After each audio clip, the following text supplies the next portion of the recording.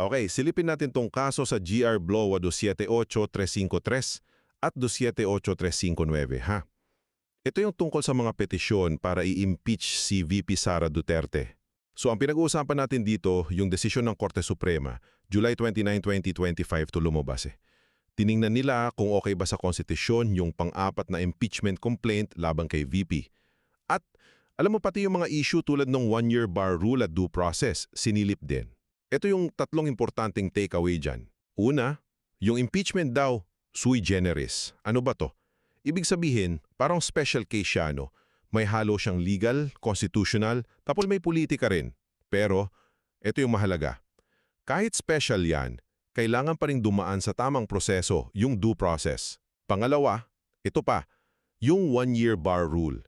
Sa konstitusyon kasi, bawal mag-umpisa ng impeachment ng paulit-ulit sa isang opisyal within 1 year. So dito, pinag-usapan talaga, kailan ba nag-uumpisa yung bilang ng isang taon? Kasi di ba sunod-sunod yung reklamo kay VP, kaya importante to. At pangatlo, yung due process ulit.